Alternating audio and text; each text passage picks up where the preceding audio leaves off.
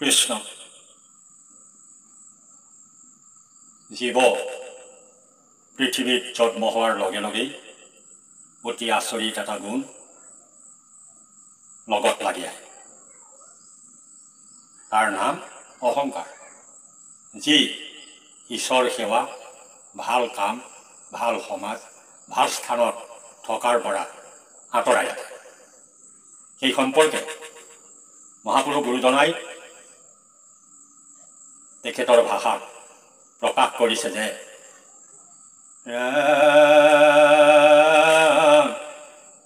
কোন হেৰ অহংকাৰ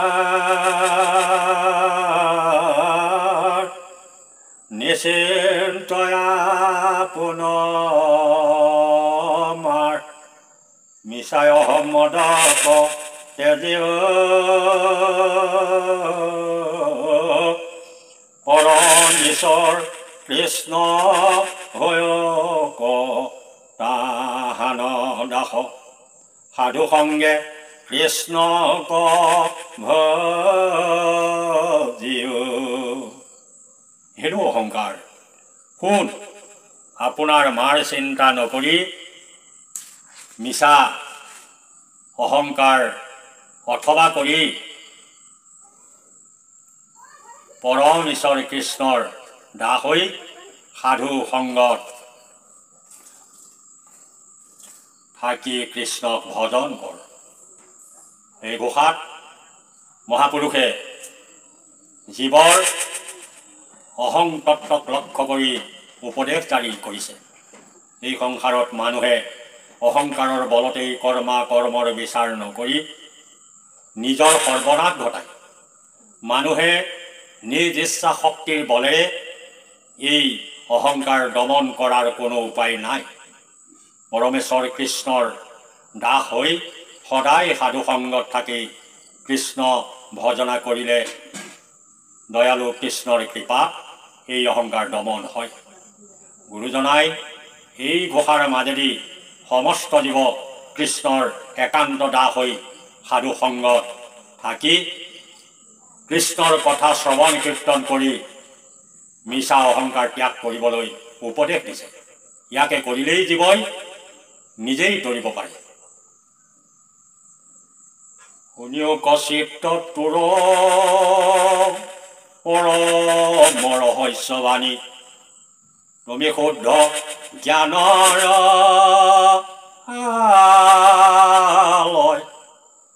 কৃষ্ণ নিত্য শুদ্ধ বুদ্ধ পৰম ঈশ্বৰ দেৱ নচাৰিবা তাহান আশ্ৰয়। হেৰচি পৰম ৰহস্যবাণী শুনা, তুমি শুদ্ধ জ্ঞানৰ আলয়।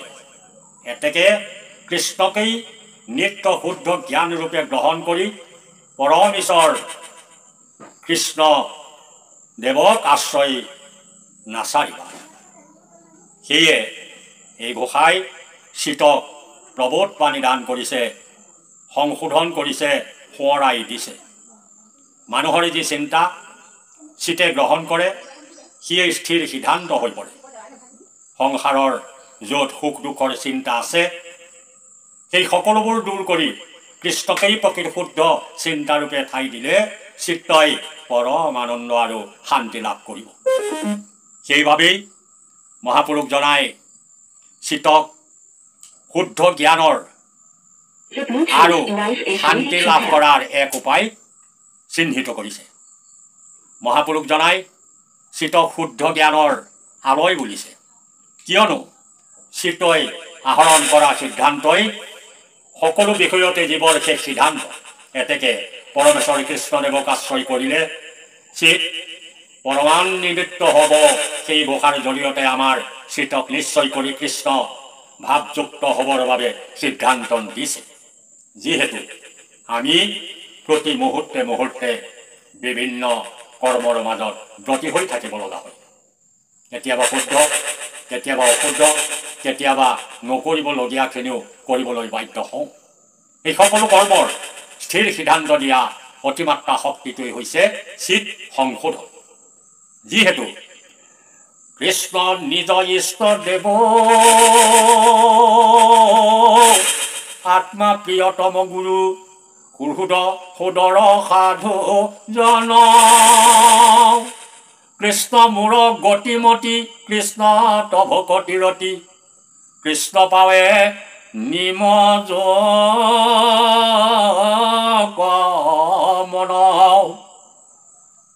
আমি এক সুদৃঢ় বিশ্বাসত ৰ'ব লাগিব যে কৃষ্ণই মোৰ নিজ ইষ্টদেৱ আত্মা প্ৰিয়তম গুৰু সুহৃদ আৰু সদৰৰ বন্ধু কৃষ্ণই মোৰ গতি কৃষ্ণই গতি কৃষ্ণতেই মোৰ ভকতি ৰতি আৰু কৃষ্ণ চৰণতেই মোৰ মন মজি ৰওঁ এই গোসাঁই জীৱসমূহক কৃষ্ণ ভজনৰ চৰম উপদেশ দান কৰিছে যেতিয়া জীৱই কৃষ্ণৰ লগত সমস্ত সম্বন্ধ প্ৰতিষ্ঠা কৰে তেতিয়া তেওঁ পৰম পবিত্ৰ হৈ স্থিতপজ্ঞ হয় আৰু সমস্ত সম্বন্ধ সদা সৰ্বদা কৃষ্ণতেই ভকতি কৰে তেওঁৰ মন কৃষ্ণ চৰণতেই মজি থাকে সেয়েহে মহাপুৰুষজনাই জগতবাসীক উপদেশ দি কৃষ্ণ ভজনৰ আৰ্হি দেখুৱাইছে তেৰাই সমস্ত জীৱৰেই এই উপদেশ দিছে যে কৃষ্ণক